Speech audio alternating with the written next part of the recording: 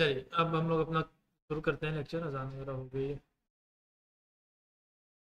तो last lecture में आप लोगों ने इमेज वगैरह डिफरेंट टैग्स पढ़े हैं और ऑलरेडी पढ़े हुए हैं। मैं देख रहा था लेक्चर सन्नवीर ने जो अपलोड किए हुए हैं।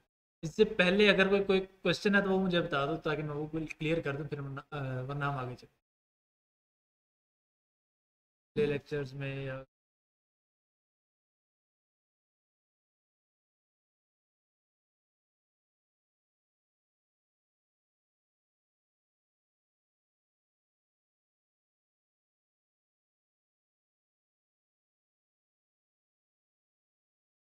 दोबारा दोबारा सिंटैक्स।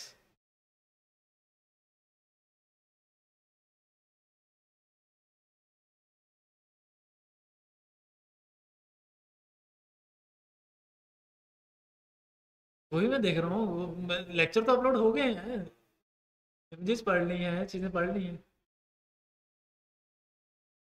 चल मैं एक दफ़ा दोबारा रिपीट कर दूँ।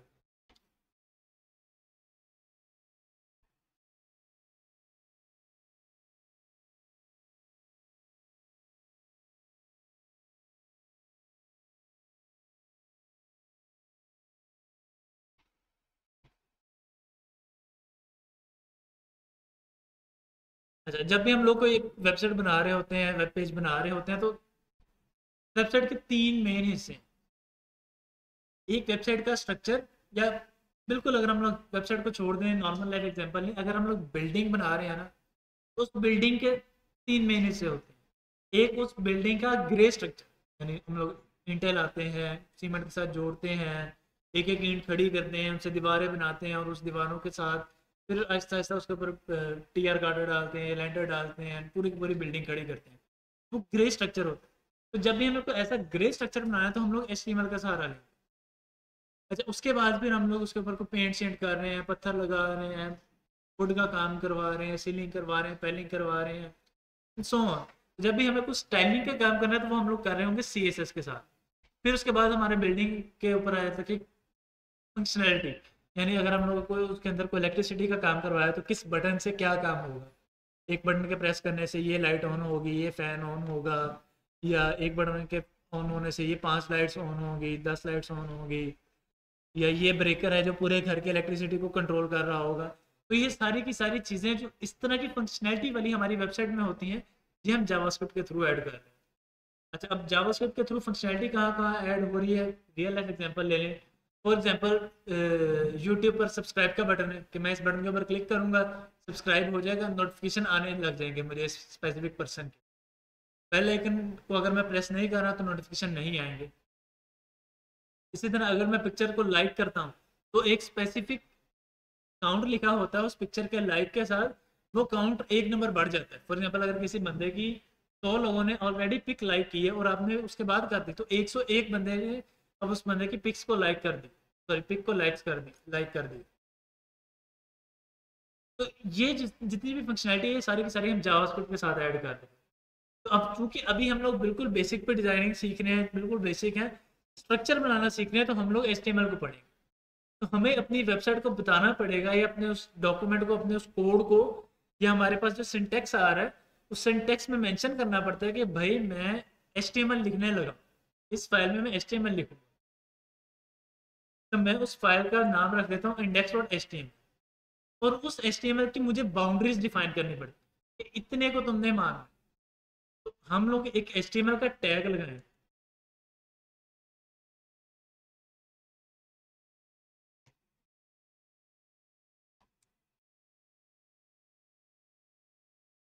तो ये मैंने एक HTML का टैग लगा दिया कि भाई मैं HTML लिखने लगा हूँ, और इस टैग के अंदर दरमियान में मैं जितनी भी HTML लिखूंगा तुमने उसको फॉलो करना। उसको फॉलो करने का क्या मतलब है कि जो बाय डिफॉल्ट HTML के डेवलपर्स ने हमें दे दी है, जैसे अगर हम लोगों ने H1 पढ़ा है, तो H1 का काम क्या है कि फॉन्ट को ज़रा बड़ा करके और बोल्ड करके दिखाना। ये H3 लगा दिया, H2 लगा दिया, तो जो जो उनका काम है, जो जो उस स्पेसिफिक टैग का काम है, उस टैग को परफॉर्म करना। अच्छा, अब वेबसाइट जो है हमारी दो स्पेसिफिक पार्ट्स में डिवाइड होती है।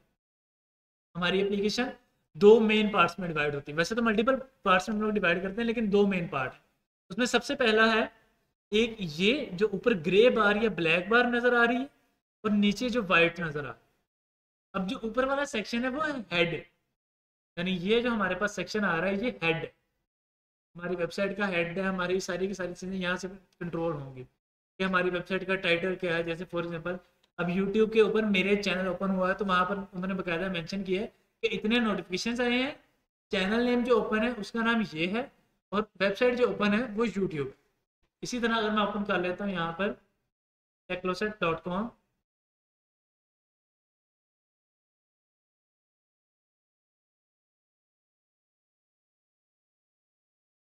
तो अब उन्होंने बता दिया कि टेक्लोसेट सॉल्यूशंस है, और उसके आगे उन्होंने उसका पूरा डाटा लिखा है, leading leading software house firm in Faisalabad है, सो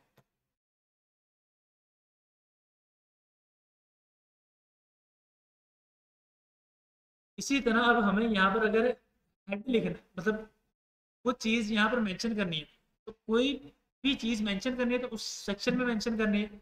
उस सेक्शन को गेट करने के लिए हमें एक टैग लगाना पड़ रहा है हेड का, कि भाई हेड के अंदर अब हम लोग काम करने लगे। हेड में टाइटल का एक टैग है, वो टाइटल का टैग क्या करेगा कि इस टेक्स्ट को कंट्रोल करेगा।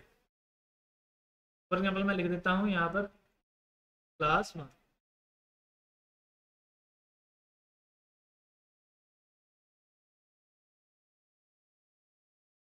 तो अब क्लास 1 वहाँ पर आ गए। तो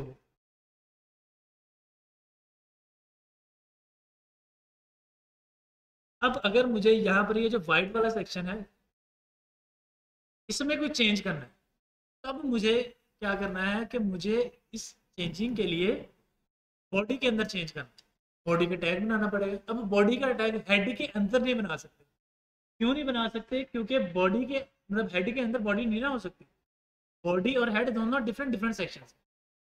उसके लिए हम लोग क्या करेंगे कि बॉडी का एक अलग से टैग बनाएंगे, बॉडी। अब इसके अंदर हम लोग जो भी कोड कर रहे होंगे, जो भी चेंजिंग कर रहे होंगे वो यहाँ पर है, जो भी चीज़ कोड कर रहे होंगे वो यहाँ पर है। अब फॉर एग्जाम्पल मैं यहाँ पर एक हेडिंग लिख लेता हूँ, हेडिंग क्लास 1, मेरे पास ये आ रहा है, जूम कर लेते हैं।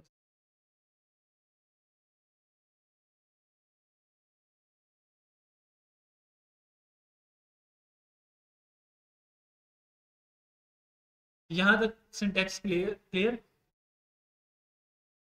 अच्छा अब आप हमने जो आगे पढ़ना है वो है टेबल। एक वेबसाइट के अंदर हमें अगर टेबल बनाना है, कोई टेबलर फॉर्म में कोई डाटा शो करवाना है, फॉर एग्जांपल हमें कहाँ कहाँ जरूरत पड़ सकती है। अगर हम लोग बोर्ड के वेबसाइट की रिजल्ट बना रहे हैं, सॉरी बोर्ड के रिजल्ट की वेबसाइट बना रहे हैं, तो वहाँ पर जो हमारा रिजल्ट है वो टेबलर फॉर्म में शो होता है कि इस सब्जेक्ट के इतने मार्क्स हैं, इस सब्जेक्ट में इतने मार्क्स हैं, इस सब्जेक्ट में इतने हैं, टोटल इतने हैं। या कहीं अगर कार्ट बना रहे हैं, डिफरेंट डिफरेंट जगह पर हमें टेबल शो करवाना पड़ सकता है। तो अगर हमें टेबल बनाना है अपनी वेबसाइट में, तो उस टेबल बनाने के लिए भी हमें कुछ ना कुछ स्पेसिफिक टैग्स ऑलरेडी मिले हुए जो HTML के डेवलपर ने बनाए हुए। अच्छा अब हर काम के लिए अलग अलग टैग है।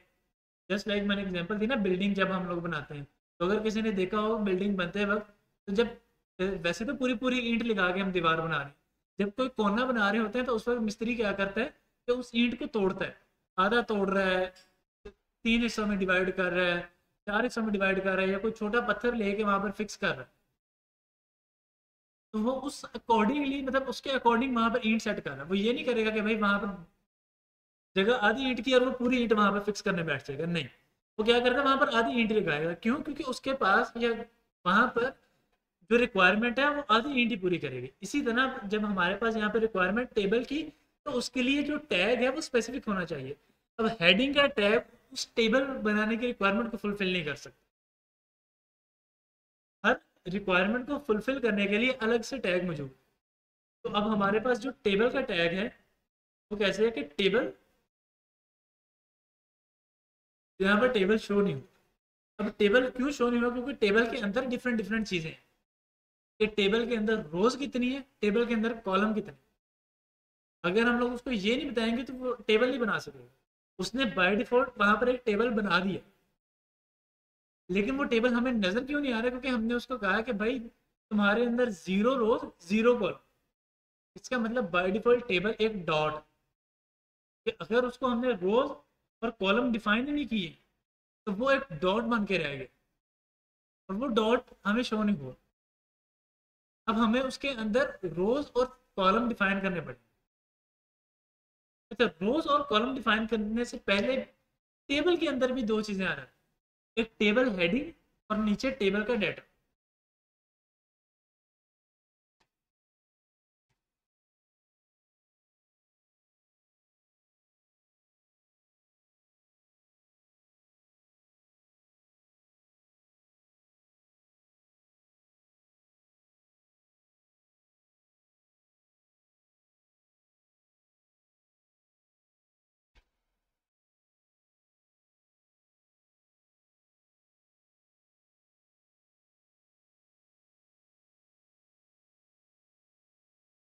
अच्छा, अब यहाँ पर एक टेबल बना हुआ है।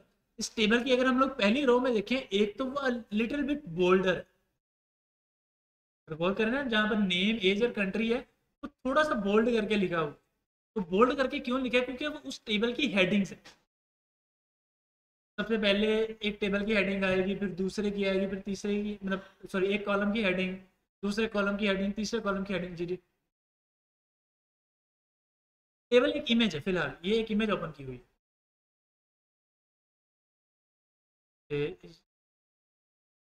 ये वाली इमेज ओपन की हुई है।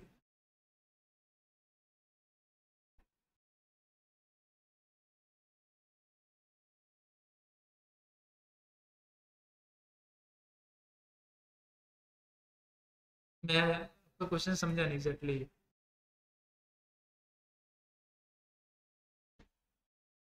ठीक है।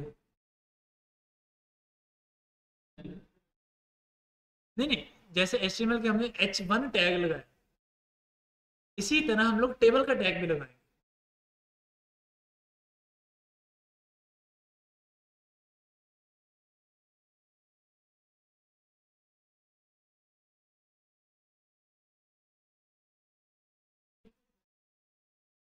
अच्छा, अभी इमेज है, अब मैं आपको बताता हूँ।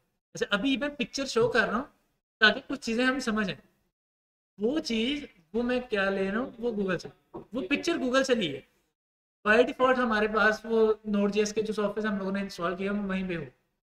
पिक्चर गूगल से मैं ले रहा हूँ ताकि हमें चीज़ें समझ आ सके। और नीचे वाला जो हमारा हिस्सा है वो नॉन बोल्डर है या सिंपल रेगुलर फॉन्ट में लिखा हुआ है। तो इसका मतलब है कि हमारा ये जो टेबल है ये भी दो हिस्सों में डिवाइडेड है। एक टेबल का हेड है और एक टेबल की बॉडी है। तो अब मुझे जब टेबल को डिफाइन करना है तो इसके हेड भी डिफाइन करना है और उसकी बॉडी भी डिफाइन करना है। तो टी हेड, टेबल हेड।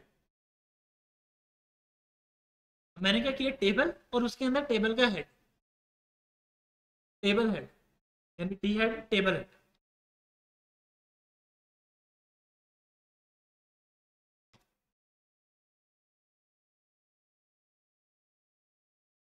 उसके अंदर मैंने मजीद एक टैग लगाया, टेबल हेडिंग का। यहाँ पर मैं क्या कर रहा हूँ, टेबल, सबसे पहले हम लोगों ने क्या बनाया, एक टेबल बना लिया, टेबल के टैग से टेबल बन गया। फिर टेबल हेड किया, तो ये हमारे पास ये जो ऊपर वाली रो आ रही है, मैं कोशिश करके,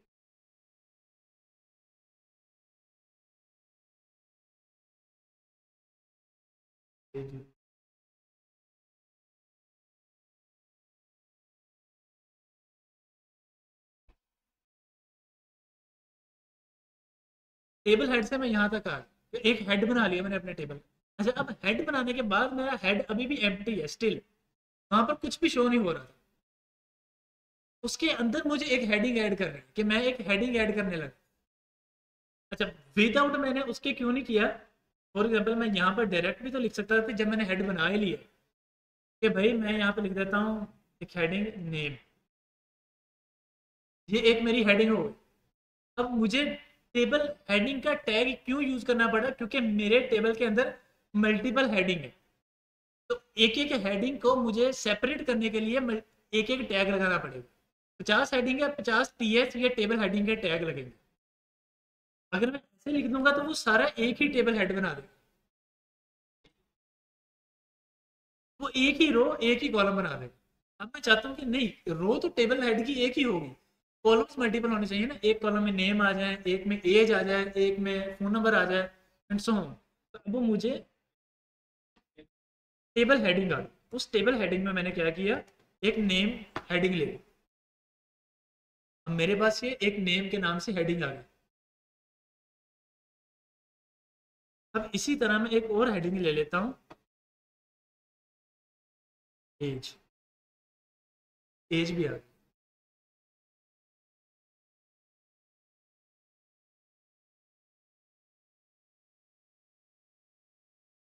दोबारा दोबारा।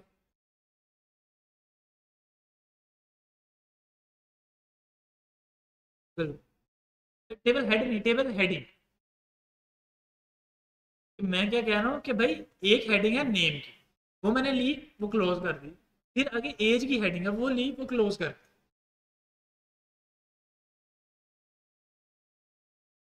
अब मुझे, मैं कहता हूँ कि 2 कॉलम इनफ है अभी के लिए। ऐसा ऐसा फिर हम लोग इसको स्केल करते रहेंगे। अब मैं यहाँ पर एक डेटा शो करवाना चाह रहा हूँ, तो मुझे हेड से बाहर आके टेबल की बॉडी डिफाइन करनी पड़ेगी। तो टी बॉडी। अच्छा, टेबल बॉडी जब मैं डिफाइन कर रहा हूँ और टेबल हेड ही डिफाइन कर रहा हूँ, तो इन दोनों में एक छोटा सा डिफरेंस ये होगा कि टेबल हेड में फिक्स वैल्यूज है।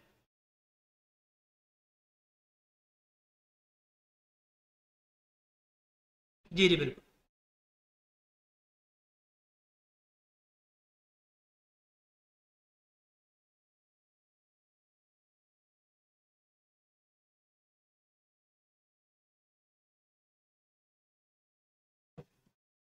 अच्छा, टेबल हेड और टेबल बॉडी में एक डिफरेंस ये है कि टेबल हेड में एक ही रो आएगी। यानी एक रो में हम बता देंगे कि इस सारे कॉलम में नेम आ रहे हैं। हमें 10 रोज ही चाहिए ये मेंशन करने के लिए कि इसमें नेम्स आ रहे हैं। लाइक अगर मैं 10 रो में मैं यही मेंशन करूंगा कि भाई ये नीचे वाले जितने कॉलम में नेम आ रहे हैं, तो टेबल अजीब सा हो जाएगा। मुझे हेडिंग एक चाहिए, आगे मल्टीपल रोज बनेगी। अच्छा, नीचे नेम कितने आ सकते हैं? मल्टीपल। जैसे फॉर एग्जांपल मैं एक बोर्ड की वेबसाइट बना रहा हूँ, उस बोर्ड में टॉप पर आएगा सब्जेक्ट, एक साइड पर आ जाएगा मार्क्स। यहाँ नीचे एक ही सब्जेक्ट के मार्क आएंगे कि 8 या 10, जितने भी? मल्टीपल। इसका मतलब है कि मुझे कोई ऐसा टैग चाहिए जो टेबल बॉडी के अंदर मुझे मल्टीपल रोज बनाने की परमिशन भी दे।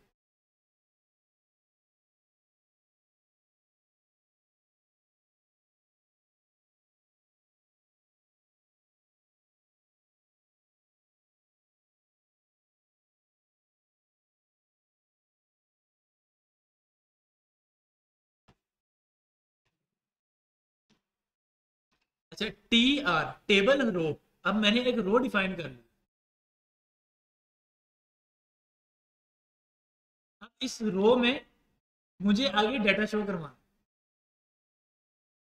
हाउ मेनी रोज? अब मुझे जितनी रोज बनानी है उतने टी आर। 10 रोज बनानी है, टी आर तो 10 दफा टी आर। 5 बनानी है, T R T R T R 5 दफा। नो। अब एक रो तो मेरी बन गई। अब इस रो के अंदर 2 कॉलम्स होंगे।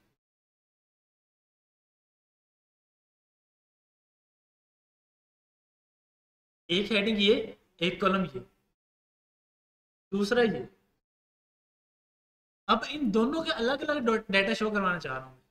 अगर मैं एक रो बनाऊंगा तो वो इस पूरी के अंडर एक रो आ रही है।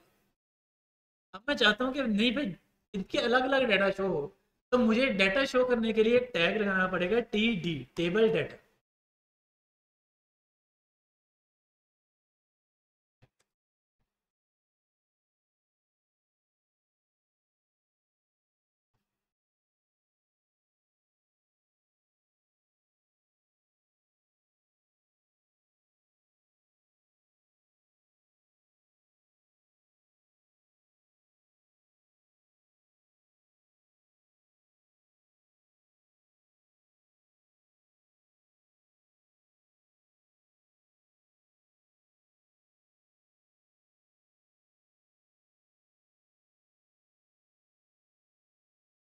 सर है वो, नजर नहीं आ रहा था जगह थोड़ी।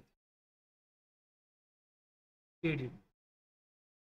अच्छा जी, अब मैं थोड़ा सा एक दफा कोड रिपीट कर देता हूँ ताकि हमें टेबल कैसे बने इसका अंदाजा हो जाए। सबसे पहले तो हमने ये देखा कि भाई हमें बनाना है टेबल, तो हमें कोई ऐसा टैग चाहिए जो टेबल बना सके। तो हमें एक टैग मिल गया HTML का टेबल के नाम से, उसने हमारा टेबल बना दिया। अब क्वेश्चन आया कि भाई टेबल के अंदर तो हेडिंग और बॉडी होती है। नॉर्मल भी अगर हम लोग देखें तो टेबल में हेडिंग्स आती है और नीचे डिफरेंट डिफरेंट डाटा शो हो रहा होता है। तो अब जब हेडिंग शो करवानी है तो इसका मतलब है कि अगर तो मुझे एक हेडिंग शो करवानी है तो मैं हेडिंग का टैग लगा के शो करवा दूंगा। अगर मल्टीपल हेडिंग्स हैं तो मुझे उसको डिवाइड करना पड़ेगा टेबल को। तो मैंने उस टेबल को डिवाइड करने के लिए टी हेड के नाम से या टेबल हेड के नाम से एक रो बना, एक डाटा बना। ये वाला जो मेरा है नेम और एज, ये हल्का सा बोल्डर है। अब इसको बोल्ड मैं नहीं कर रहा, ये ऑटोमेटिकली बोल्ड हुआ। ये कैसे बोल्ड हुआ है मैंने उसको बताया है कि तुम हेड में हो तो तुमने बोल्ड होना, ऑटोमेटिकली उसको पता है। ये कैसे पता है? जस्ट लाइक डेवलपर ने ऑलरेडी लिखा हुआ है कि H1 वाला जो फॉन्ट है वो नॉर्मल फॉन्ट से बड़ा और बोल्डर हो। मैक्सिमम अगर बोल्ड करने पर है तो फिर हम तो बहुत बोल्ड कर सकते हैं या बड़ा, बहुत बड़ा कर सकते हैं। लेकिन अब ये जो है 12-15, अगर हम लोग इंचज में साइज देना चाहें इंचज में भी साइज दे सकते हैं। वो जब हम लोग स्टाइलिंग पढ़ेंगे उस वक्त देखेंगे। अभी हमारा काम के अच्छा, अभी ये जो वैल्यूज आ रही है बोल्ड की या टेक्स्ट साइज की, ये वो बाय डिफॉल्ट वैल्यूज हैं जो HTML के डेवलपर ने सेट कर रखे हैं। इनको हमने कोई नहीं किया। वो बाय डिफॉल्ट HTML के जो जिन्होंने HTML Node.js चीज़ें बनाई है ना, उन्होंने लिख दिया कि भाई ये ऐसे ही है तो ऐसे ही है, आपको ये फॉलो करना पड़ेगा। अगर आपको चाहिए कि आपको इससे भी बड़ा चाहिए, इससे छोटा चाहिए, फिर आप खुद से कस्टमाइज स्टाइल कर लो। अगर आपने हमारे वाला बाय डिफॉल्ट साइज लेना है तो यही है, फिर कोई। अच्छा जी, फिर मैंने उस टेबल हेड के अंदर दो हेडिंग बनाई। अब दो हेडिंग बनाने का मकसद क्या था कि अगर मैं 2 मिनट के लिए इन दोनों को रिमूव कर देता हूँ तो मैं कहता हूँ नेम कॉमा एज। एक तो हेडिंग नहीं, मैंने हेडिंग का टैग नहीं लगाया तो वो बोल्ड नहीं हुआ। मैं क्या कर रहा हूँ अब, टेबल हेडिंग, अब बोल्ड तो हो गया लेकिन नेम और एज साथ साथ आ रहे हैं। अब मैं चाह रहा हूँ कि नेम मेरी जितनी जगह कवर करे, ऊपर से नेम उतनी स्पेस छोड़ दे, एज उसके बाद है, तो मुझे उसको एक अलग से हेडिंग में क्लोज करना पड़ेगा ऐसे। अब मेरे नेम ने जितनी जगह कवर करनी थी उसने की, हेडिंग उसके बाद है। जैसे अगर मैं एक और रो बना लेता हूँ नीचे बॉडी में आके टी आर, उस टी आर में मैं एक मजीद डाटा स्टोर करवाऊंगा, टी डी टेबल डाटा। उस डाटा में मैं कह देता हूँ कि जी मोहम्मद शफीक। अब नेम क्योंकि बड़ा हो गया था तो मेरे हेडिंग ने भी उतनी ही जगह कवर की, एज उसके बाद आ रही। अगर मैं दो हेडिंग नहीं बनाऊंगा तो एज और नेम साथ साथ रहेंगे। जो हमारा यूजर होगा वेबसाइट को, उसको डिस्टिंग्विश करना या फर्क गेस करना उसके लिए मुश्किल होगा अगर एक ही हेडिंग कर देंगे कि भाई नेम कहाँ है और एज कहाँ है। या फॉर एग्जांपल अभी तो हम लोग नेम और एज कर रहे हैं ना, दो डिफरेंट डिफरेंट हैं, एक में अल्फ़ाबेट आएंगे एक में नंबर आएंगे। अगर हम लोग कर देते हैं कि भाई नेम और फादर ने, तो वो मिक्स होने के चांसेस हैं। फॉर एग्जाम्पल अगर किसी बंदे का नाम है अहमद अली और उसके फादर का नाम था मोहम्मद अली, तो वहाँ से अहमद अली हुए, तो अहमद अली मोहम्मद अली वो इकट्ठा होने के चांसेस। उसके लिए हमें अलग से कॉलम बनाना पड़ेगा। वो अलग से कॉलम कैसे बनाएंगे हम लोग? वो अलग से कॉलम बनाने के लिए हमें सबसे पहले तो उसकी दो अलग अलग हेडिंग डिफाइन की।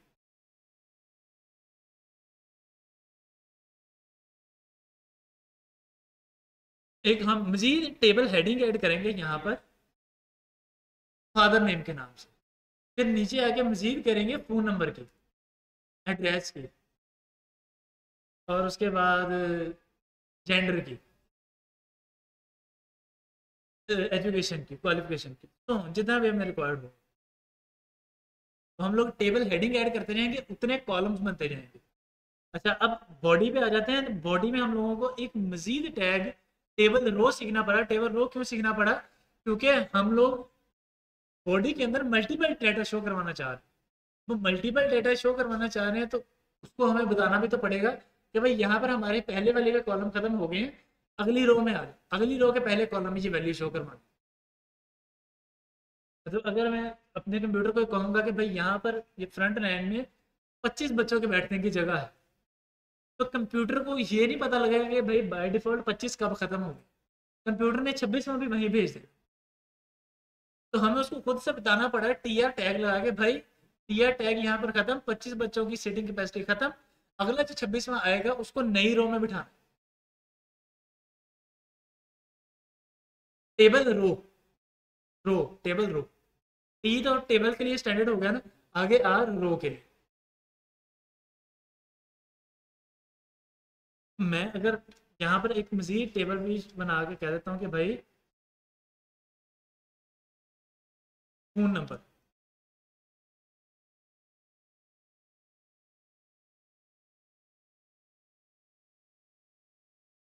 अब मैंने क्या किया है कि हेडिंग बनाई 2 कॉलम्स की, नीचे 3 कॉलम बना दिए, तो उसने वहां पर वो कॉलम शो कर दिया और कोई एरर भी मुझे शो नहीं किया। अच्छा, लेफ्ट साइड पे एरर से मैं थोड़ा सा कंफ्यूज, अक्सर बच्चे हो जाते हैं कि मेरे नाम के नीचे ना अंडरस्कोर ब्लू सी बनी आ रही है अंडरलाइन। अब हुरैरा लेफ्ट साइड जहाँ पर कोड है ना, हुरैरा के नीचे बनी आ रही है, वो अंडरलाइन है स्पेलिंग मिस्टेक की वजह से, क्योंकि इंटरनेशनल डिक्शनरी में हुरैरा की स्पेलिंग नहीं ऐड, तो वो ये अक्सर शो करता है जब हम लोग वेबसाइट बना रहे होते हैं, तब ये हमें करना पड़ता है। तो उसके बाद अब मैं ये चाह रहा था कि भाई अब फॉर एग्जाम्पल मैं ये टेबल रो के बाद यहाँ पर ही लिख देता हूँ टी डी, और अगला नाम मैं यहाँ पर शो करवा देता हूँ।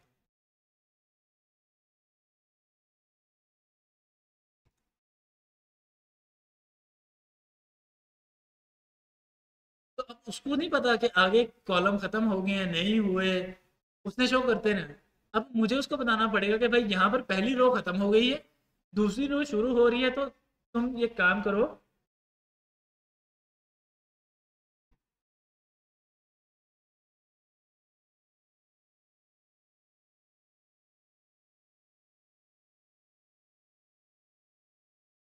कि यहाँ पर जब रो खत्म कर दी है मैंने, तो तुमने इस रो में मजीद डाटा ऐड नहीं करना, अब जो डाटा है वो नई रो में जाए, इस रो में नहीं आना है। तो अब मैंने क्या किया कि यहाँ पर आके एक रो खत्म कर दी 2 वैल्यूज ऐड करने के बाद, हम चाहे तो 50 वैल्यू ऐड करने के बाद रो खत्म कर, वो हमारा मसला। लेकिन रो हमें कहीं ना कहीं खत्म करनी पड़ेगी, फिर ही हम अगली रो में शिफ्ट होंगे। इट इज जस्ट लाइक कि ये एक इनफाइनाइट,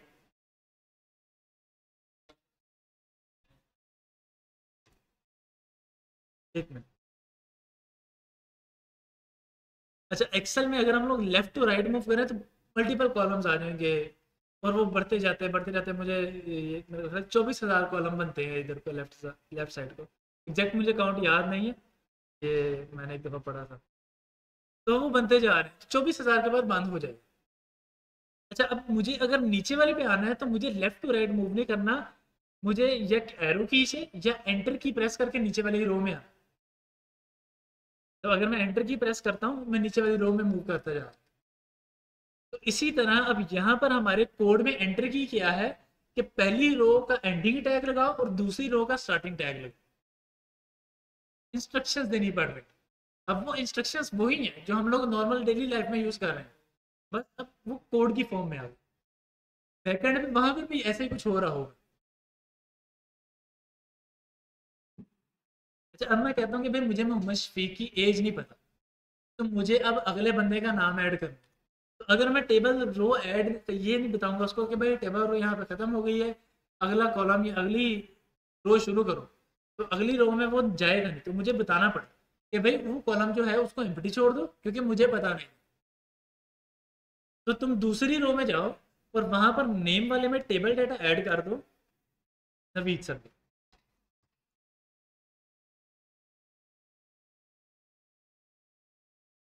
तो वो अगली रो में उसने आगे डाटा शो कर। और यहाँ पर अगर मैं मजीद डाटा स्टोर करवा लूँ, एज फॉर एग्जाम्पल मैं कर 20,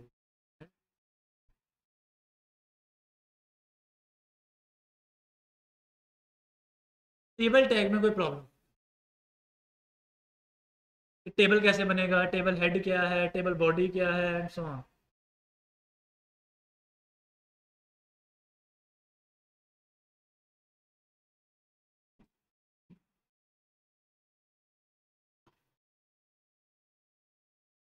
यहाँ तक किसी को कोई इशू?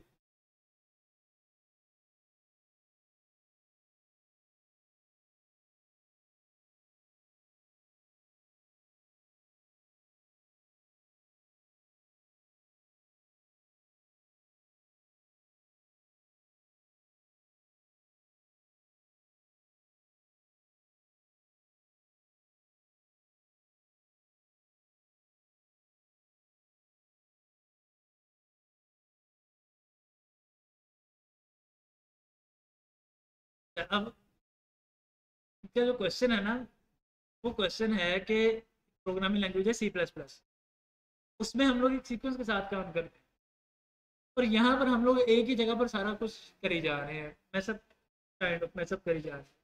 अच्छा, C++ में हम लोग जब आप आगे जाके पढ़ोगे, फंक्शंस पढ़ लिए हमने C++ में, खत्म C++? ठीक है। अच्छा, C++ में जब हमने फंक्शंस पढ़े थे ना, तो फंक्शन आप बना लेते थे, उसको जहाँ पर रिक्वायर्ड था वहाँ पर कॉल करते थे। अब जहाँ पर रिक्वायर्ड था वहाँ पर कॉल कर रहे थे, ये नहीं कह रहे थे कि भाई मैं सीन से पहले या सीन के बाद। सेम काम ऐसे कि टेबल का टैग, हेडिंग का टैग, बॉडी का टैग, इमेज का टैग, div का टैग या स्पैन का टैग, ये ऑलरेडी डेवलपर ने बना ली। अब इनको हमने यूज कहाँ करना है? जहाँ हमें ज़रूरत। अब इस ज़रूरत कहाँ पे पड़ेगी कि अब हमें हमारा वेबसाइट का डिज़ाइन बताए। फॉर एग्जाम्पल, बोर्ड की वेबसाइट पे मैं ये नहीं कर सकता कि भाई मैं आते ही बंदे को तो उसका मतलब रिजल्ट शो कर, नहीं, मुझे बोर्ड की वेबसाइट पे जाना है, उसको पूछना है भाई तुम 9th क्लास के हो, 10th के हो, 11th के हो, 12th के हो, फिर उसका रोल नंबर पूछना है, उसके बाद अब टेबल शो हो। अब टेबल भी ऐसे नहीं शो हो जाएगा कि भाई कहीं भी टेबल शो हो रहा है। टेबल मुझे जहाँ शो करवाना है, जैसे मुझे टॉपर हेडिंग शो करवानी थी क्लास 1, तो मैंने टॉपर बताया कि हेडिंग, फिर उसके बाद टेबल शो करवाना था तो टेबल। अब मुझे इमेज चाहिए एक टेबल के नीचे, तो मैं इमेज का टैग लगाऊंगा टेबल के नीचे। फिर मजीद इनकी एडजस्टमेंट करने के लिए ना कि ये कहाँ पर आए कहाँ नहीं आए, आगे जाके हम लोग जब स्टाइलिंग पढ़ रहे होंगे, डिजाइनिंग पढ़ रहे होंगे, तो हम लोग लेआउट्स पढ़ेंगे, फ्लेक्स बॉक्स है, ग्रिड है, सो ऑन, तो वो हम लोग यूज़ करें।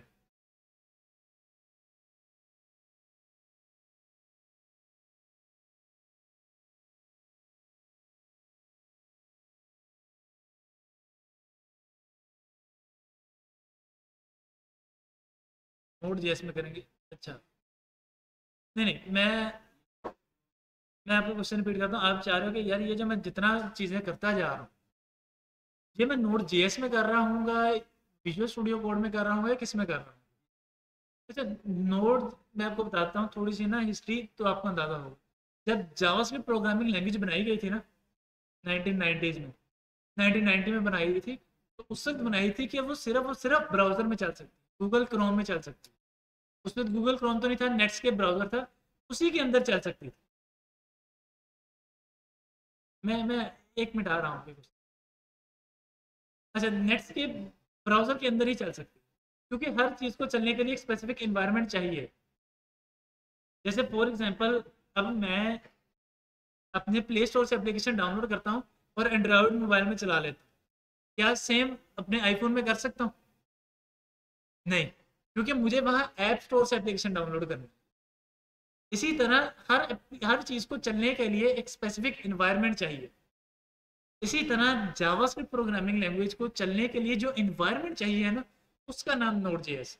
बस, जावास्क्रिप्ट करना क्या है क्या नहीं, उसका लिखनी कहाँ है, किसके मदद से कर रहे होंगे, ये काम के साथ नोड जेएस का कोई रिलेशन नहीं। नोड जेएस का काम सिर्फ इतना क्या है कि भाई नोड जेएस जावास्क्रिप्ट को चलने में हेल्प करेगा।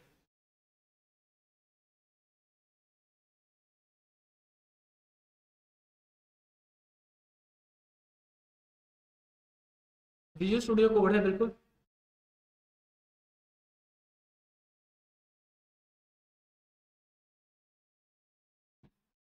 अच्छा, ये जब भी हम लोग कोड, मैं आपको बताता हूँ, अब देख सीएम, अगर आप लैपटॉप या कंप्यूटर को ओपन है तो आप उसके ऊपर सीएमडी ओपन करिए, विंडो प्रेस करके ना सीएमडी,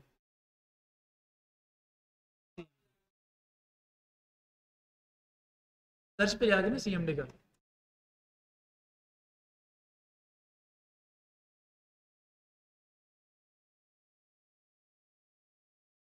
जी जी, कमांड प्रॉम्प्ट। कुछ ऐसा ब्लैक सा इंटरफेस आ गया होगा। अब मैं यहाँ पर लिखूंगा नोड एंटर। तो अब मैं इस टर्मिनल के ऊपर भी जावास्क्रिप्ट चला सकता हूँ। जो भी जावास्क्रिप्ट का कोड है मैं टर्मिनल के ऊपर चला सकता हूँ। अगर मुझे टर्मिनल के ऊपर कोड नहीं चलाना, फिर मुझे नोड जेएस की ज़रूरत नहीं है।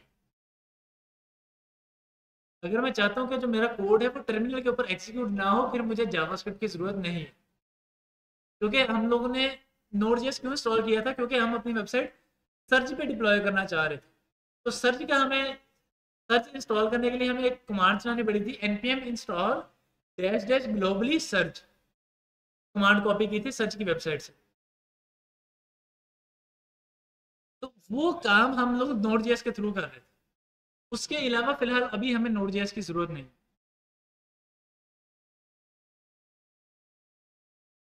ये काम सारा सीएमडी में होगा अगर हम लोग करेंगे। अच्छा, अब ये जो मैं कोड कर रहा हूँ, जो हम लोग अपने गूगल क्रोम में देख पा रहे हैं, ये सारा का सारा हो रहा है हमारा विजुअल स्टूडियो में या विजुअल स्टूडियो कोड में। विजुअल स्टूडियो में नहीं, विजुअल स्टूडियो कोड में।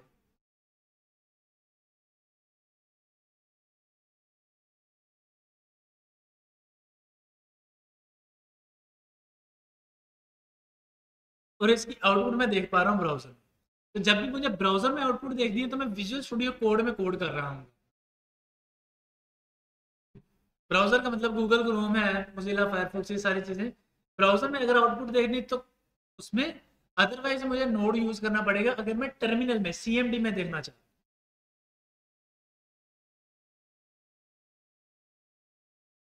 जब हम लोग घर जाके प्रैक्टिस कर रहे होंगे तो हम लोग विजुअल स्टूडियो कोड में कोड करें।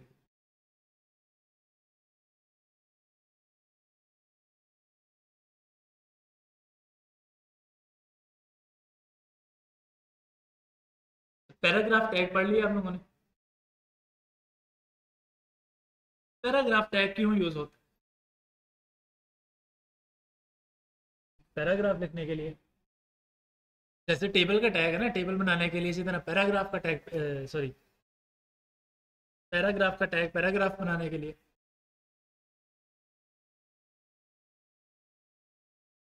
वो स्टाइलिंग में जाके पढ़ेंगे बॉर्डर।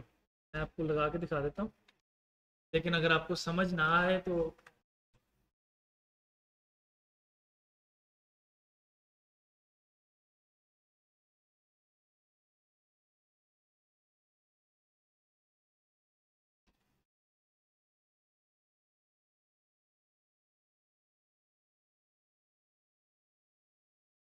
अब ये मैंने यहाँ पे रेड कलर दिया तो रेड आई है, जो जो कलर। तो ये जब हम लोग स्टाइल पढ़ रहे होंगे ना, स्टाइल क्या है क्या नहीं, उस वक्त हम लोग देखेंगे कि कैसे ये सारे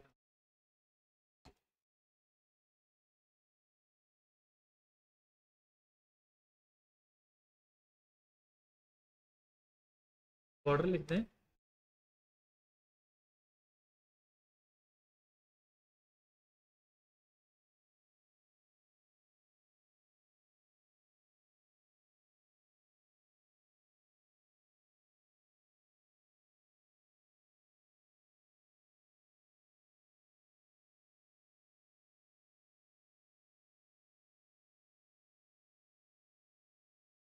अच्छा जी, टेबल टैग हमारा हो गया। अब इसके बाद हम लोग देख रहे थे पैराग्राफ टैग। अच्छा, पैराग्राफ टैग का एक सिस्टर टैग भी है, स्पैन टैग जिसे हम बोलते हैं। वो क्या है? जैसे फॉर एग्जाम्पल मैं कहता हूँ कि दिस इज अ पैराग्राफ।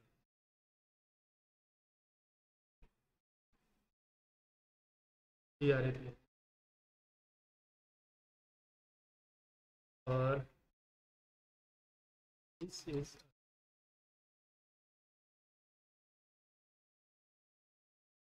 अच्छा, हमारे पास HTML का टैग, मतलब जो हम लोगों ने लिखा है ना,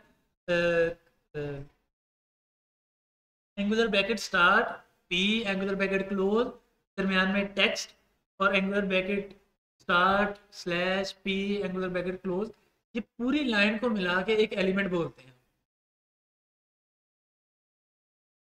अगर हम लोगों ने इसके अंदर ये टेक्स्ट नहीं लिखा तो सिंपल एक टैग। अगर हम लोग ये लिख देते हैं तो ये कंटेंट जो सिलेक्टेड है ना इस वक्त, दिस इज अ पैराग्राफ, ये कंटेंट है। तो टैग प्लस कंटेंट दोनों को मिला के हम लोग बोलेंगे एक एलिमेंट। हमारी HTML में मल्टीपल टाइप के एलिमेंट हैं, उनमें से दो टाइप हैं, ब्लॉक लेवल और इन लाइन लेवल एलिमेंट्स। अच्छा, अब दोनों में डिफरेंस क्या है? दोनों में डिफरेंस ये है कि जो ब्लॉक लेवल एलिमेंट्स हैं वो पूरी स्क्रीन की विड्थ कवर कर लेंगे, और इनलाइन लेवल एलिमेंट्स क्या करते हैं कि उतनी स्पेस कवर करेंगे जितनी रिक्वायर्ड। फॉर एग्जांपल मैं अभी आपको ना थोड़ी सी स्टाइलिंग करके दिखा रहा हूँ, जिसकी अगर समझ नहीं आ रही तो कोई इश्यू वाली बात नहीं, सिर्फ हमें ये देखना है कि काम हो कैसे। स्टाइल, और मैं बॉर्डर दे रहा हूँ इनको, बॉर्डर 1 सॉलिड ब्लैक, पैराग्राफ के इर्द गिर्द पूरा का पूरा एक ब्लैक बॉर्डर। अब मैं सेम काम कर रहा हूँ, तो सेम काम ही, एक मिनट और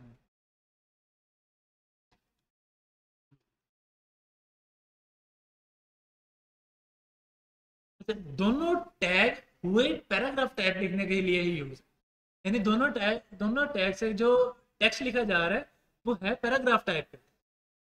मतलब उसमें कोई बोल्ड नहीं हो रहा, कोई फॉन्ट साइज बड़ा नहीं हो रहा, वो सिंपल जो पैराग्राफ का साइज होता है उसी साइज में है। अच्छा, अब दोनों में डिफरेंस क्या आ रहा है? मैंने दोनों के इर्द गिर्द बॉर्डर लगाया, सेम तरह से बॉर्डर लगाया, सिर्फ और सिर्फ कलर चेंज किया, एक को ब्लैक दिया एक को ब्लू दिया, बाकी सेम तरह से मैंने बॉर्डर अप्लाई किया। अगर हम लोग चेक कर लें तो दोनों को सेम सिंटैक्स से बॉर्डर किए, लेकिन ये डिफरेंस क्यों आ रहा है कि भाई एक पूरी स्क्रीन पर जा रहा है और एक सिर्फ उतने हिस्से पर आ रहा है जितना टेक्स्ट लिखा है। जी ब्लॉक लेवल और इनलाइन लेवल एलिमेंट्स में डिफरेंस है कि जो हमारा पैराग्राफ का टैग है वो ब्लॉक लेवल एलिमेंट है। नो मैटर, मतलब ये बात मैटर नहीं करती कि वो कितना टेक्स्ट लिखा है उसमें, उसने पूरी की पूरी स्क्रीन विड्थ कवर करनी ही करनी। इनलाइन कहता है कि भाई मेरा जितना टेक्स्ट होगा मैं उतनी जगह कवर करूँ।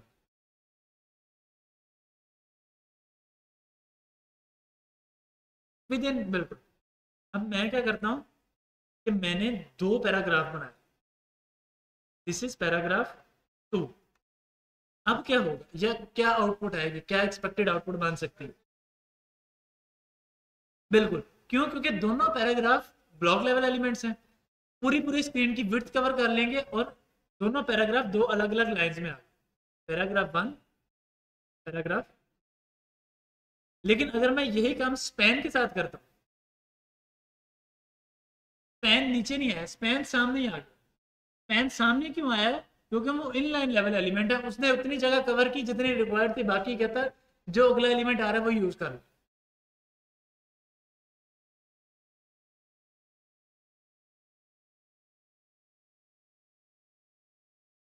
बिल्कुल,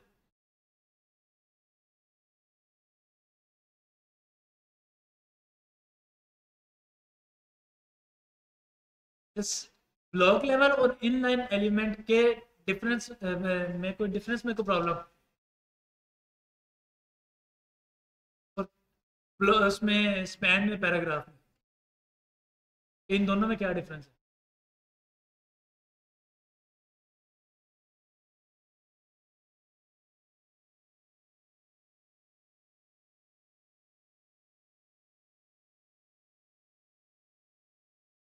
अब स्पैन हम लोग यूज कहाँ कर रहे होंगे? जैसे पैराग्राफ का तो हमें पता लग गया ना कि पैराग्राफ लिखना है तो पैराग्राफ कर दिया, स्पैन कहाँ यूज करेंगे?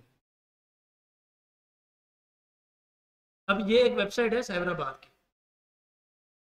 अच्छा, इस साइबराबाद की सबसे ऊपर वाली लाइन अगर हम लोग पढ़ें, उसमें लिखा है फैसलाबाद जर्नी टुवर्ड साइबराबाद। इसमें पहला और आखिरी लफ्ज फैसलाबाद साइबराबाद बोल्ड है। अब अगर मैं यहाँ पर पैराग्राफ लगाऊं तो फैसलाबाद एक लाइन में, जर्नी टुवर्ड एक लाइन में, साइबराबाद दूसरी लाइन। अगर मैं स्पैन के साथ कर रहा हूँ, वो तीनों एक ही लाइन में है।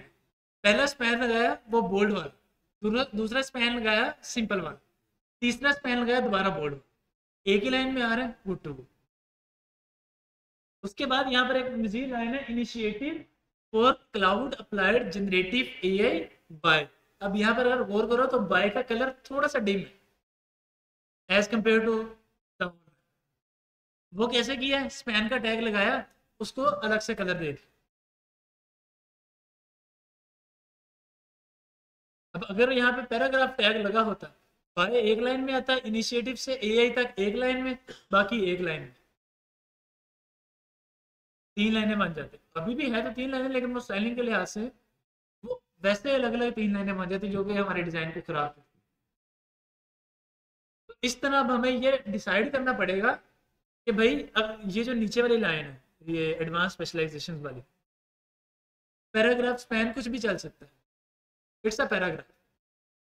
तो ये अब हमें ऑन द स्पॉट डिजाइन को देख के पता लगा कि भाई पैराग्राफ लगाना है या स्पैन लगाना।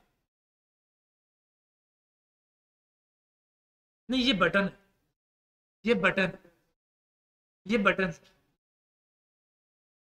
हाँ, अगर करें तो फिर ये बिल्कुल वही है हमारा।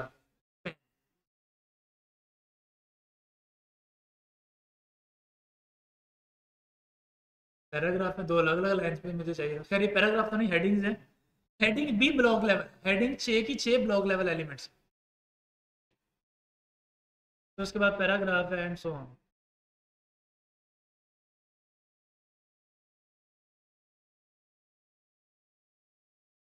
तो पैराग्राफ और स्पैन, पैराग्राफ का तो हमें पता था कि सिंपल पैराग्राफ जहाँ पर भी लिखना है वहां पर हम लोग लिख देंगे। स्पैन कहाँ कहाँ यूज हो सकता है वो हमें अंदाजा हो।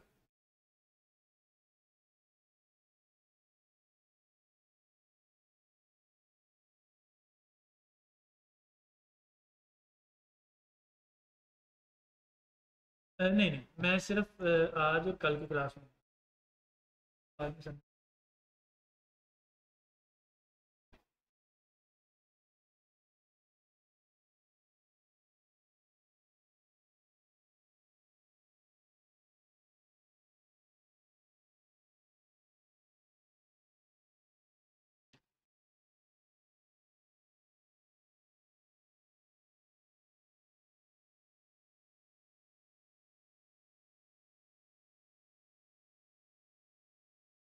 अच्छा अच्छा, अब जब हम लोग कोई वेबसाइट बना रहे होते हैं या कोई एप्लीकेशन बना रहे होते हैं ना, तो हम लोग पूरी वेबसाइट ऑन द गो एक ही जगह नहीं बना लेते, एक ही दफा एक ही सेट पे नहीं कर सकते। हमें उसके डिफरेंट डिफरेंट हिस्से बनाने पड़ते हैं। जस्ट लाइक ऊपर ये एक नैव बार शो हो रहा है, वो एक हिस्सा है। उस नैव बार के अंदर तीन मजीद हिस्से हैं। एक ये जहाँ पर लोगो शो हो रहा है फैसलाबाद चैम्बर ऑफ कॉमर्स का, उसके बाद ये पांच जहाँ पर लिंक्स शो हो रहे हैं, फिर एक बटन शो हो रहा है। ये तीन अलग अलग चीज़ें। मतलब मुझे ये अपने कंप्यूटर को बताना था ना कि भाई इमेज और बटन अलग रखो, दरमियान में जो टेक्स्ट आ रहे हैं पांच अलग अलग टेक्स्ट हैं। क्योंकि होम पे होम पे क्लिक करूंगा होम पेज पे लेके आएगा, अबाउट अस पे क्लिक करूंगा अबाउट अस पे लेके जाएगा, रिजल्ट पे क्लिक करूंगा रिजल्ट्स पेज पे लेके जाएगा, एफएक्यूज पे एंड कोर्सेज पर। पांच अलग अलग टेक्स्ट है, पांच अलग अलग टेक्स्ट पे क्लिक करने पे पांच अलग अलग पेजेस पे जाऊंगा। अब अगर मैं उस कंप्यूटर को यही कमांड दे दूं कि भाई जितने एलिमेंट्स हैं उन सब एलिमेंट के दरमियान बराबर स्पेसिंग कर दो, तो वो पिक्चर, पांचों टेक्स्ट और बटन सबके दरमियान, सात एलिमेंट टोटल गिनेगा, सातों के दरमियान बराबर स्पेसिंग कर देगा। लेकिन मैं चाहता हूं कि नहीं, पिक्चर बटन अलग रहे और दरमियान में जो मेरे पांच टेक्स्ट आ रहे हैं वो थोड़े से कम स्पेसिंग में है। अच्छा, पांचों टेक्स्ट के दरमियान हो बराबर स्पेसिंग, अगर देखें तो पांचों टेक्स्ट के दरमियान बराबर स्पेसिंग आ रही है, और पिक्चर और बटन के दरमियान भी बराबर स्पेसिंग आ रही है। पिक्चर से टेक्स्ट और टेक्स्ट से आगे बटन के दरमियान भी बराबर स्पेसिंग आ रही है। तो मुझे क्या करना पड़ा, मुझे उस वेबसाइट के इस पोर्शन के हिस्से बनाने पड़े, एक कंटेनर बनाना पड़ा। आई थिंक स्पैन में, बल्कि मुझे एक कंटेनर बनाना पड़ा कि ये जो टेक्स्ट है ना, ये एक कंटेनर, इसको तुमने बाहर वाले के साथ पैच नहीं करना। ये फॉर एग्जांपल,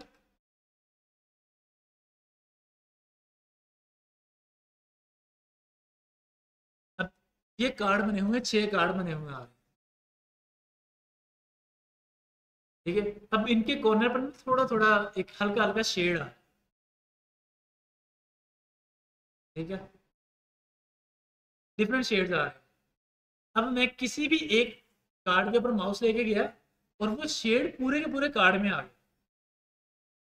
ये स्टाइलिंग की हुई है, आप भी आप जाके पढ़ो। अच्छा, अब मैंने एक सेक्शन बना के रखा हुआ था कि भाई इस सेक्शन के अंदर शेड आना चाहिए, सेक्शन के बाहर शेड नहीं जाना चाहिए। अगर आप गौर करो थोड़ा सा ना, मतलब मैं इसको स्लो नहीं कर सकते। ये क्या हो रहा है कि एक सर्कल है जो बड़ा हो रहा है, सर्कल है जो बड़ा हो रहा है और उस पूरे कार्ड को कवर कर रहा है। ऐसे ही है। जी जी, बिल्कुल। इफ देन गो टू, ये सारी चीजें हम पढ़ेंगे आगे। आगे जाके जावास्क्रिप्ट में यही कुछ है। इफ देन फिर फॉर लूप भी पढ़ेंगे आप, अगर हमने जीडब्ल्यू बेसिक में पढ़ी है फॉर लूप। तो अच्छा, चलें कौन सा। तो अच्छा खैर, अभी ये क्या हो रहा है कि एक सर्कल बना आ रहा है। अब सर्कल जब बढ़ रहा है तो सर्कल एक स्पेसिफिक लिमिट में आने के बाद इस कॉर्नर तक टच कर जाएगा, यानी ये वाली जो हमारी अपर कॉर्नर। अब इस अपर कॉर्नर से लेकर ऐसे एक सर्कल बन गया, ये जहां जहां मेरा माउस मूव कर रहा है। लेकिन उस माउस के बाद वाला जो हिस्सा है वो तो कवर नहीं हुआ। डिफाइंड एरिया मुझे डिफाइन करना है। मैंने एक कंटेनर बना लिया कि भाई इस कंटेनर के अंदर टेक्स्ट जो है वो ब्लैक से व्हाइट हो जाए, बैकग्राउंड कलर चेंज हो जाए। अब उसके बाद मैं क्या कर रहा हूँ,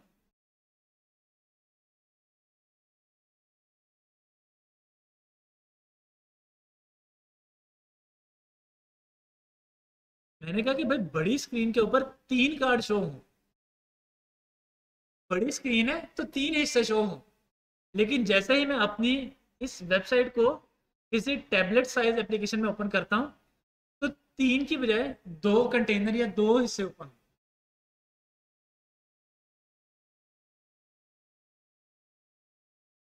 एक हिस्सा ओपन हो। इसी तरह यहाँ पर अगर हम लोग देखें तो ये एक मतलब कार्ड बने हुए हैं। अब इसके अंदर भी डिफरेंट डिफरेंट उन्होंने सेक्शन बना रहे, मतलब है तो पूरी एक वेबसाइट टाइप है। उस एप्लीकेशन के अंदर उन्होंने छोटी छोटी वो बना ली हैं, डिविजन्स बनाई हुई हैं कि भाई ये एक पूरा है, पूरी ये पूरा है, लेकिन उसके अंदर ये एक छोटा सा हिस्सा, फिर साथ में एक छोटा सा हिस्सा, साथ में एक छोटा सा हिस्सा। अब उस छोटे हिस्से के ऊपर क्लिक करने के ऊपर एक स्पेसिफिक काम परफॉर्म हो जाएगा। तो अब अगर मुझे अपनी इस वेबसाइट के अंदर कोई ऐसा काम करना है, जैसे फॉर एग्जांपल यहाँ पर एक टेक्स्ट शो हो रहा है और उस टेक्स्ट के एंड पर डॉट डॉट डॉट लिखा आ रहा है कि भाई टेक्स्ट आगे भी है, कंटिन्यू है। लेकिन वो यहाँ पे शो क्यों नहीं हुआ, क्योंकि हमने वहां पर उसको डिफाइन कर दिया। ओके, अच्छा, हम लोगों ने एरिया डिफाइन कर दिया कि भाई इतने एरिया के अंदर टेक्स्ट होगा, इसके बाहर टेक्स्ट नहीं जाएगा। तो अब हमें अगर कोई चीज़ इस तरह से डिफाइन करनी है तो हमें अपने कोड के अंदर उसको बताना पड़ेगा कि भाई मैं एक कंटेनर बना रहा हूँ या मैं एक डिवीजन बना रहा हूँ। तो उसके लिए हमें एक टैग मिलता है डिव के नाम से, डिवीजन। पूरी वेबसाइट के अंदर ये एक मैंने डिवीजन बना ली छोटी सी। जैसे हमारे पूरी कंट्री के अंदर डिफरेंट डिफरेंट सिटीज़ हैं, डिफरेंट डिफरेंट प्रोविंसेस हैं, तो इसी तरह हम लोग अपनी वेबसाइट के अंदर भी डिफरेंट डिफरेंट चीज़ें बना रहे होंगे, डिफरेंट डिफरेंट सेक्शंस बना रहे होंगे। तो उसमें से एक ये एक डिव है। अच्छा, अब इस डिव को अगर मैं यहाँ पर देखना चाहूँ इस आउटपुट में, तो मुझे यहाँ पर कुछ भी शो नहीं हो रहा। अब वो शो क्यों नहीं हो रहा, अब हमने उसको ये तो कह दिया कि भाई तुमने यहाँ पर जाके एक डिवीजन क्रिएट कर देनी है हमारी वेबसाइट में, या एक डब्बा बना लेना। अब उस डब्बे की हाइट कितनी होगी, विड्थ कितनी होगी, 0, बाय डिफॉल्ट 0। विड्थ कितनी है पूरी, चूंकि ब्लॉक लेवल एलिमेंट है तो पूरी स्क्रीन। हाइट कितनी है, 0। अब मैं उसको उसके अंदर कोई भी एक टेक्स्ट लिख देता हूँ H1, और मैं उसको कहता हूँ जी डिवीजन। अब क्या हुआ, अब उस वो डब्बा शो हो गया।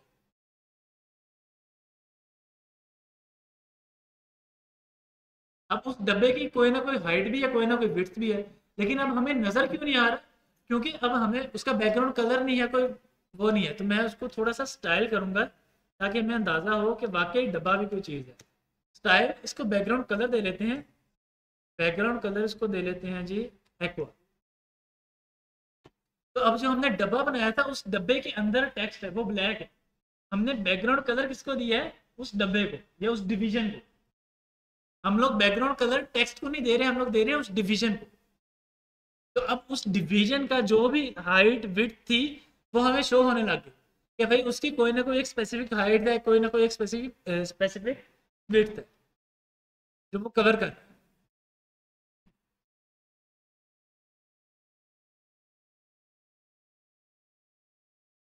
अब मैं क्या करूंगा कि मैं इसको मजीद थोड़ा सा स्टाइल करता हूँ कि मैं इसको कहता हूँ कि भाई विड्थ तो होगी तुम्हारी, लेट्स से 150 कर लेते हैं 100 पी। अब मेरा जो टेक्स्ट है वो डब्बे से बाहर जा रहा है।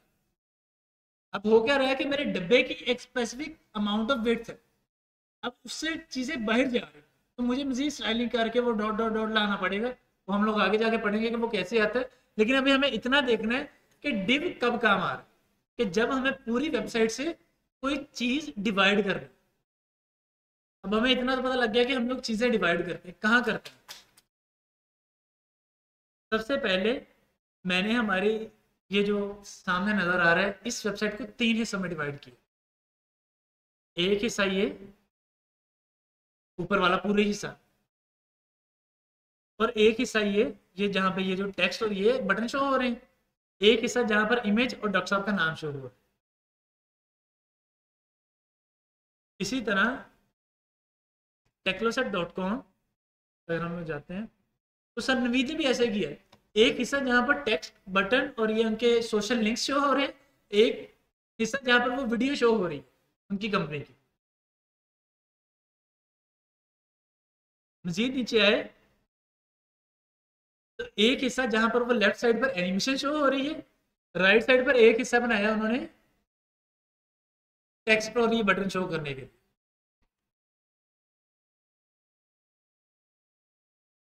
इसमें दो हिस्से बनाए, टॉप बॉटम, ऊपर नीचे।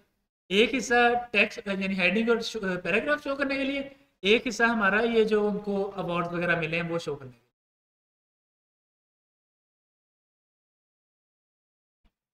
अब यहाँ पर देखो, ये थोड़ा सा ना, मैं जूम आउट कर रहा हूँ, ये थोड़ा सा कम्प्लेक्स है। ये आगे जाके जब हम लोग पढ़ेंगे ग्रिड स्ट्रक्चर, वो है। ये 5 हिस्सों से मैंने बनाई हुई है। साफ पता चल रहा है कि 5 हिस्से कौन कौन से हैं, वो दरम्यान में वाइड लाइन आ रही है। एक हिस्सा ये, दूसरा, तीसरा, चौथा, पांचवा।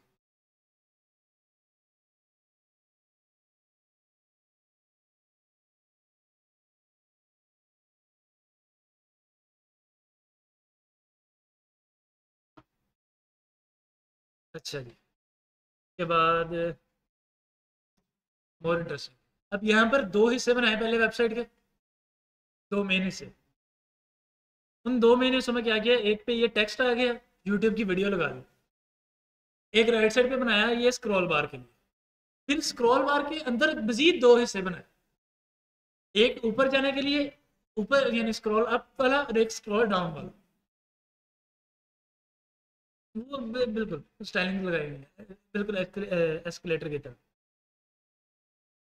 अब उसके अंदर मजीद हिस्से बने हुए हैं हर डिव के अंदर, कि एक हिस्सा वाइट होगा, एक ब्लू होगा। अगर आप देखो तो हल्का सा वो शेड डिफरेंस नजर आ रहा है। इस प्रोजेक्ट पर तो मुझे नजर आ रहा है, वहां का मुझे आइडिया नहीं। हल्का सा शेड डिफरेंस है एक एक एलिमेंट का। यानी कि ये जो केविन वाला है ये ब्लू में है, उसके नीचे जो मार्कस बेंचर है उसने वाइट में दिया हुआ। इधर हो रहा है शो?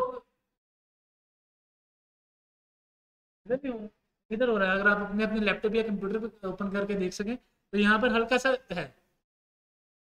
क्या अब क्या हुआ है कि टोटल, नहीं इधर वाकई नहीं आ गई। लाइट ऑफ करवा लें, लाइट ऑफ कर ली।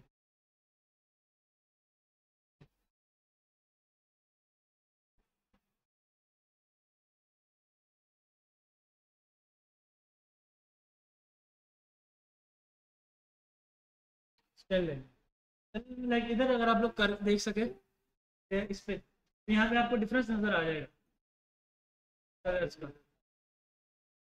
आगे ना सर, अब वो डिफरेंस कैसे क्यों आ रहा है, क्योंकि हर सेक्शन एक एक अलग अलग सेक्शन, पूरी वेबसाइट के मतलब अब इसके अंदर कितने सेक्शन बने या कितनी डिविजन्स बनी। पहले दो डिवीजन बनी मेन, एक यूट्यूब वीडियो के लिए और एक एस्केलेटर के लिए।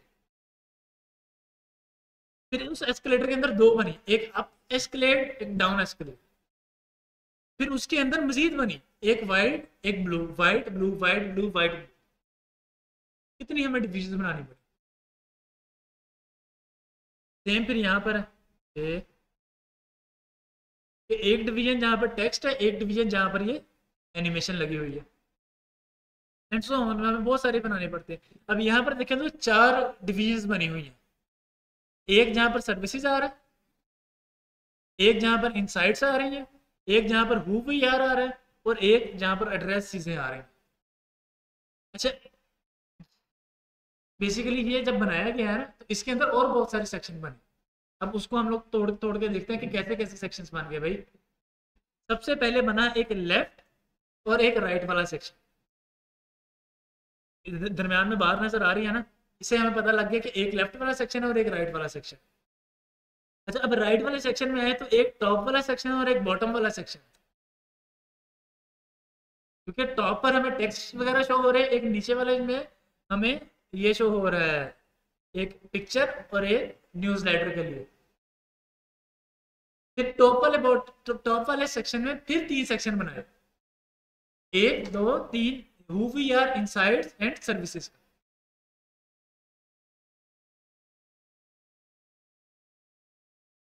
अगर हम लोग जाएं केसेस या तो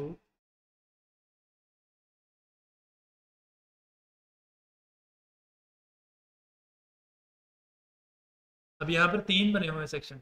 जैसे मैंने होवर किया, हल्का सा शेडो नजर आ रहा है, इस सेक्शन बना हुआ है तो सेक्शन का शेडो नजर आ रहा है।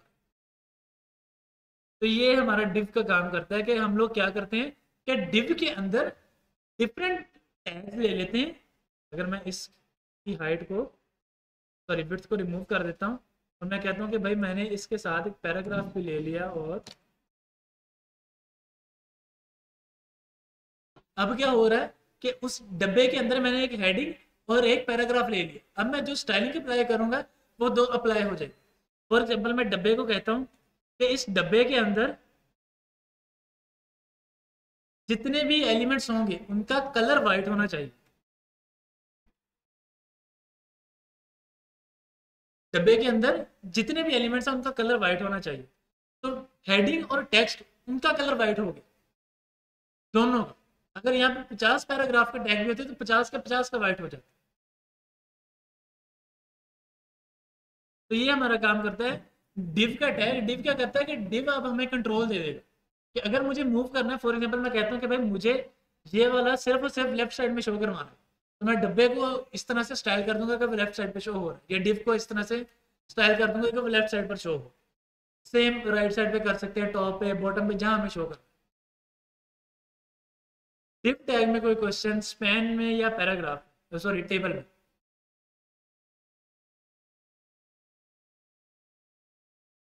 ठीक है, टाइम हो गया आपके। टेक्स्ट के बॉर्डर पे लगा हुआ है।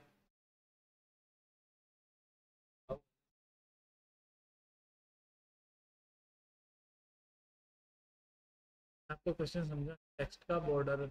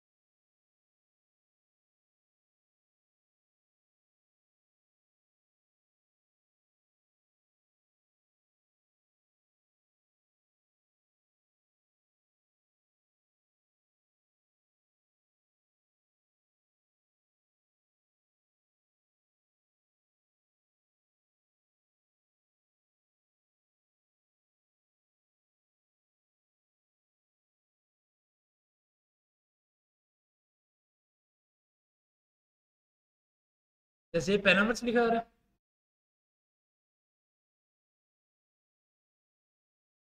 है, ये थोड़ा सा कम्प्लेक्स हो रहा है, ये थोड़ी कम्प्लेक्स स्टाइलिंग है, जब स्टाइलिंग बनेगी उसमें। अभी हम लोग स्टाइलिंग पढ़ नहीं रहे, सिर्फ जहाँ जहाँ में रिक्वायर्ड है स्टाइलिंग कंसेप्ट समझने के लिए, वहाँ वहाँ हमने देखा। जैसे पैराग्राफ, ब्लॉग और उसके बगैर समझ आना मुश्किल था थोड़ा सा, तो इसलिए मैंने बॉर्डर लगा के समझा दिया। टेप का कंसेप्ट थोड़ा सा स्टाइलिंग लगा करवा दिया, वरना ऐसा अभी हम लोग स्टाइलिंग पढ़ नहीं रहे, अभी हमारा काम HTML टैग पढ़ना। HTML टैग में कोई क्वेश्चन जो आपने आज पढ़े?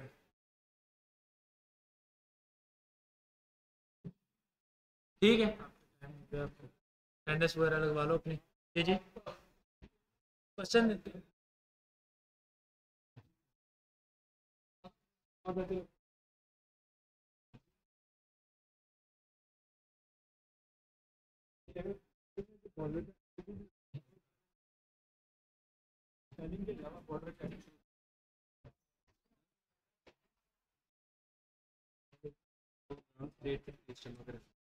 वो उधर ऑफिस में